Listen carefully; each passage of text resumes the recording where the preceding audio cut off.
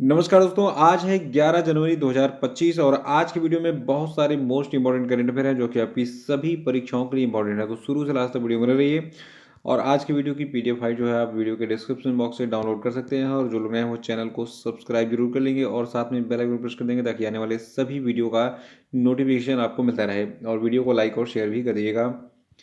देखिए, आज का हमारा सबसे इम्पोर्टेंट प्रश्न है कि हेनले पासपोर्ट इंडेक्स 2025 में भारत किस स्थान पर है। देखिए, ये एक ऐसा इंडेक्स है, मुझे लगता है कि इसके बिना कोई पेपर नहीं बनता है। तो हेनले पासपोर्ट इंडेक्स जो है ये अभी हाल ही में लॉन्च हुआ है। लॉन्च का मतलब इसको जारी किया गया है और इसमें भारत की रैंकिंग है 85वीं, यानी कि हेनले पासपोर्ट इंडेक्स 2025 में भारत 85वें स्थान पर है। इसके बारे में आपको पूरी डिटेल्स दूंगा जो कि आपकी सभी परीक्षाओं में जो है काम आएगा। तो ध्यान से सुनिएगा कि पॉइंट को।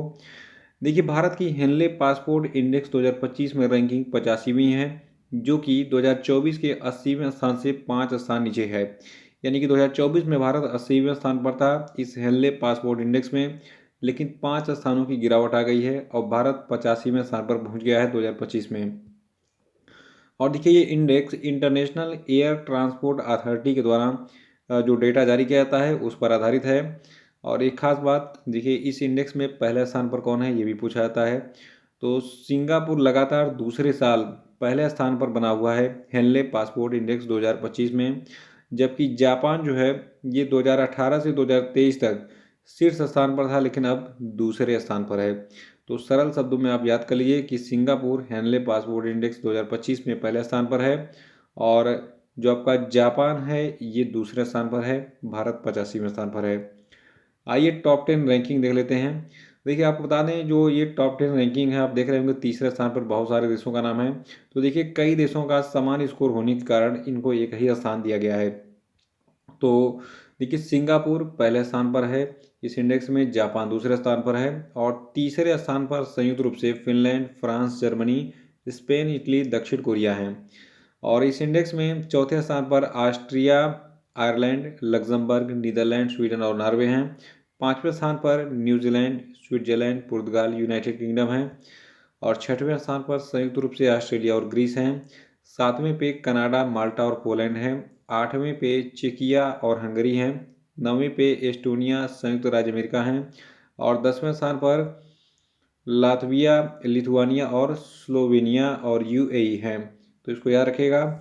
और आपको मैं बता दूं, भारत के जो पड़ोसी देश हैं इनकी रैंकिंग भी कभी कभी पूछ लेता है। बहुत लोग भारत की रैंकिंग और पहले स्थान पर कौन है ये रट के जाते हैं, लेकिन एग्जाम में गच्चा खा जाते हैं जब चीन और पाकिस्तान का पूछा जाता है।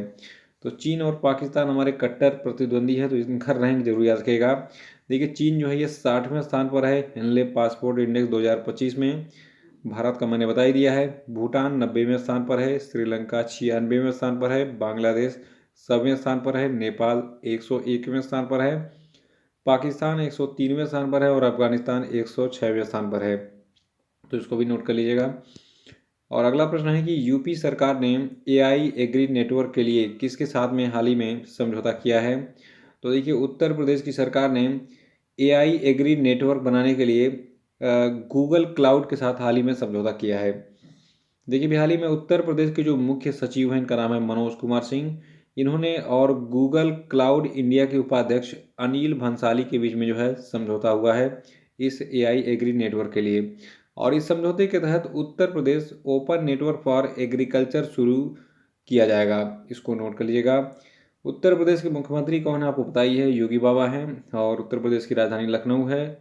लखनऊ जो है ये गोमती नदी के किनारे स्थित है और उत्तर प्रदेश में अभी महाकुंभ चल रहा है, इसको जरूर याद रखेगा।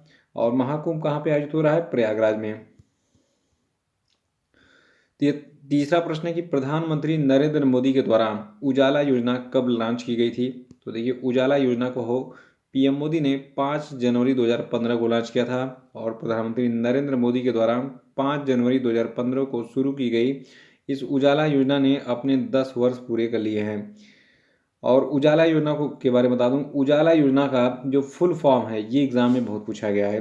तो उजाला योजना का फुल फॉर्म है Unnat Jyoti by affordable LEDs for all. तो शॉर्ट में इसको उजाला नाम दिया गया। यानी कि एलईडी बल्ब के प्रचार प्रसार के लिए और कम पैसे में पूरे भारत में सभी नागरिकों को एलईडी बल्ब देने के लिए ये योजना शुरू की गई थी। और इस योजना के अंतर्गत कम मूल्य पर एलईडी बल्ब दिए जाते हैं ताकि बिजली की बचत किया जा सके। देखिए पहले एलईडी बल्ब जो है 400-500 रुपये में आते थे, लेकिन जब योजना शुरू हुई तब देखिए अब धीरे धीरे एलईडी बल्बों की कीमत घटते जा रही है। 70 से 80 रुपये में मिल जा रहा है, और बाज़ार में जाएंगे गांव देहात के तो वहाँ 25 रुपये में जो है एलईडी बल्ब दे दे रहे हैं, जो ठेले पे जो बेचते हैं एलईडी बल्ब। खैर वो उतना टिकाऊ नहीं होता है, लेकिन फिर भी बहुत सस्ता हो गया है एलईडी बल्ब, और बिजली के बिल में भी थोड़ी सी कमी हुई है। तो योजना के बारे में याद रखिएगा, उजाला योजना यानी कि Unnat Jyoti by affordable LEDs for all योजना 5 जनवरी 2015 को लॉन्च की गई थी। तिथि याद रखिएगा, तिथि बहुत बार पूछा गया है, और इस साल 2025 में इसको 10 साल पूरे हो गए हैं। चौथा प्रश्न है, किस राज्य सरकार के द्वारा पार्थ योजना शुरू की गई है? देखिए नाम कितना बढ़िया है, पार्थ योजना। जैसे आपने महाभारत में देखा होगा, भगवान श्री कृष्ण कहते हैं अर्जुन से, हे पार्थ, और तो वही पार्थ यहाँ पे जो है पार्थ का मतलब हुआ। देखिए पार्थ योजना को शुरू किया है मध्य प्रदेश की सरकार ने। मध्य प्रदेश के मुख्यमंत्री है कौन? मोहन यादव। देखिए मध्य प्रदेश सरकार के द्वारा लॉन्च की गई इस पार्थ योजना का उद्देश्य राज्य के युवाओं को भारतीय सेना, पुलिस और अर्धसैनिक बलों में भर्ती के लिए पूर्व प्रशिक्षण प्रदान करना है। तो याद रखिएगा, पार्थ योजना मध्य प्रदेश के द्वारा यानी कि मध्य प्रदेश सरकार के द्वारा शुरू की गई है।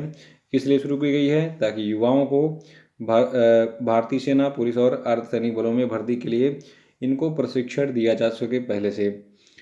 और अब पांचवा कि हाल ही में पी जयचंद्रन का निधन हो गया। ये क्या थे? तो देखिए पी जयचंद्रन जो है ये एक मशहूर सिंगर यानी कि मशहूर गायक थे, और पी जयचंद्रन को जो है भाव गायकन के नाम से जाना जाता था।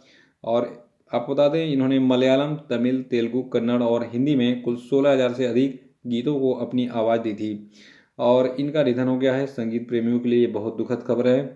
और आपको बता दें इनका जन्म यानी कि जो मशहूर गायक पी जयचंद्रन है, इनका जन्म हुआ था 3 मार्च 1944 को केरल के एर्नाकुलम में। ये सारी जानकारी नोट कर लीजिए, एक एक पॉइंट इंपॉर्टेंट है। और छठवां कि भारत के माइक्रो फाइनेंस क्षेत्र ने मार्च 2012 से नवंबर 2024 तक कितने प्रतिशत की वृद्धि की? देखिए इकोनॉमी से संबंधित जितने प्रश्न होते हैं थोड़ा टिपिकल लगते हैं, लेकिन वो एग्जाम के लिए इंपॉर्टेंट होते हैं, तो बहुत मेहनत से मैं इनको छांट के लाता हूँ आपके लिए। याद रखिएगा, भारत के माइक्रो फाइनेंस क्षेत्र ने मार्च 2012 से नवंबर 2024 तक टोटल 2100% से अधिक वृद्धि की, यानी कि 100-200% नहीं, कुल 2100% की वृद्धि की है माइक्रो फाइनेंस क्षेत्र ने भारत में। और आपको बता दें मार्च 2012 में कुल 17,264 करोड़ से बढ़कर नवंबर 2024 तक जो माइक्रो फाइनेंस का कारोबार है ये 3.93 लाख करोड़ पहुंच गया है, जो कि 2100% से अधिक की वृद्धि दर्शाता है। और देखिए इस महत्वपूर्ण वृद्धि ने वित्तीय समावेशन को बढ़ावा देने और देश भर में आर्थिक विकास का समर्थन करने में इस क्षेत्र की अहम भूमिका को रेखांकित किया है। तो नोट कर लीजिएगा इसको। और सातवां है रैबिट फीवर। देखिए अभी हाल ही में अमेरिका में जो है बहुत फैला हुआ है। तो रैबिट फीवर को जो है तुलारेमिया भी कहा जाता है। इसके ये जो है किसके संक्रमण से होता है, सबसे बड़ा सवाल ये है आज का। तो देखिए जो तुलेरेमिया, थोड़ा सा नाम टेढ़ा है, तो तुलारेमिया यानी कि रैबिट फीवर, ये जो है फ्रांसीसेला तुलारेंसिस बैक्टीरिया के संक्रमण से होता है। और ये मुख्यतः खरगोश जो आप देखते हैं घरों में होते हैं, सबके पालते हैं लोग, या फिर जंगलों में आपने देखा होगा। तो ये रोग मुख्य रूप से खरगोशों और कृंतकों में पाया जाता है, यानी कि चूहे से भी फैल सकता है, जो कुतरने वाले जानवर होते हैं तो उनसे ये बीमारी फैल रहा है। और मनुष्य कई तरीके से इस बीमारी यानी कि तुलारेमिया यानी कि रैबिट फीवर से संक्रमित हो सकता है, जैसे कि टीक और हिरण के कीड़े के काटने, संक्रमित जानवरों और जैसे खरगोश, कृंतक और हरे के संपर्क में आना। तुलारेमिया यानी कि जो रैबिट फीवर है, इसके खिलाफ अमेरिका में अभी तक कोई वैक्सीन नहीं बन पाई है। ये रोग एंटीबायोटिक से ठीक किया जा सकता है, तो एंटीबायोटिक का इस्तेमाल करके अमेरिका में ट्रीटमेंट किया जा रहा अभी इसे तुलारेमिया यानी कि रैबिट फीवर बीमारी का। तो याद रखिएगा रैबिट फीवर कहाँ पे फैला हुआ है? अमेरिका में। इस बीमारी को तुलारेमिया भी कहते हैं। ये बीमारी जो है एक जीवाणु यानी कि बैक्टीरिया है जिसका नाम है फ्रांसीसेला तुलारेंसिस बैक्टीरिया, इसके संक्रमण से होता है। और आठवां कि हाल ही में प्रयागराज उत्तर प्रदेश में 13 जनवरी से 26 फरवरी 2025 तक आयोजित होने वाले महाकुंभ मेले के मद्देनज़र फ़ोनपे ने किस कंपनी के साथ मिलकर महाकुंभ मेला बीमा लॉन्च किया? तो देखिए फ़ोन पे ने जो है आईसीआईसीआई लोम्बार्ड जनरल इंश्योरेंस के साथ मिलकर महाकुंभ मेला बीमा लॉन्च किया है और इस पहल का उद्देश्य इस भव्य आध्यात्मिक आयोजन में भाग लेने वाले करोड़ों श्रद्धालुओं को व्यापक और सस्ती बीमा सुरक्षा प्रदान करना है। और नवा प्रश्न है कि हाल ही में किसने 9 जनवरी 2025 को ओडिशा के भुवनेश्वर से प्रवासी भारतीय एक्सप्रेस नामक एक विशेष अत्याधुनिक पर्यटक ट्रेन को हरी झंडी दिखाकर रवाना किया?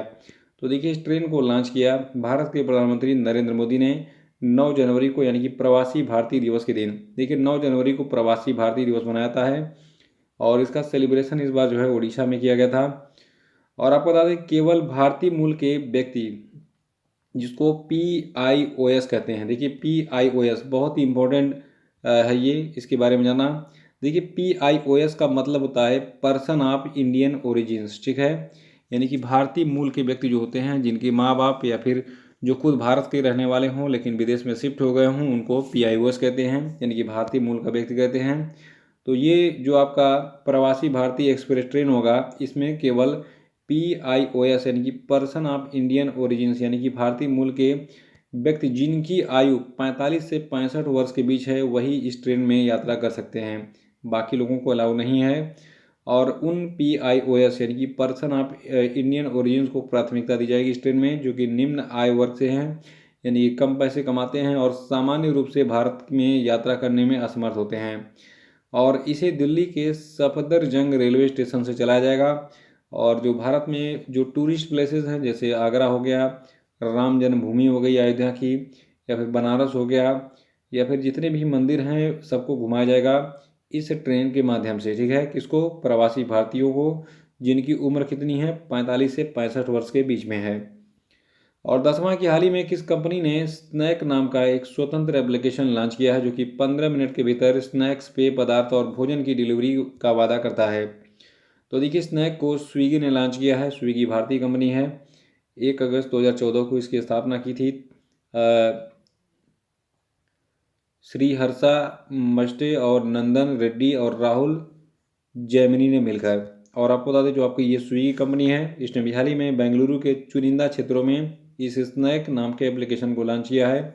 ये एप्लीकेशन विविध मेनू प्रदान करता है, जिसमें चॉकलेट कुकीज़, भारतीय नाश्ता, काफ़ी, चाय, अंडे, रोल, सैंडविच, भोजन और ठंडे पेय पदार्थ शामिल हैं।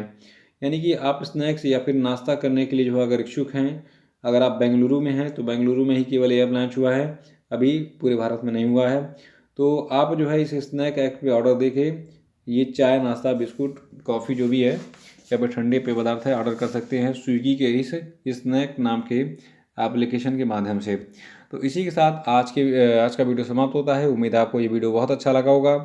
आप इस वीडियो को अधिक से अधिक शेयर कर दीजिएगा और लाइक और शेयर कर दीजिएगा। जो लोग नए हो चैनल को सब्सक्राइब जरूर कर लेंगे। Thank you.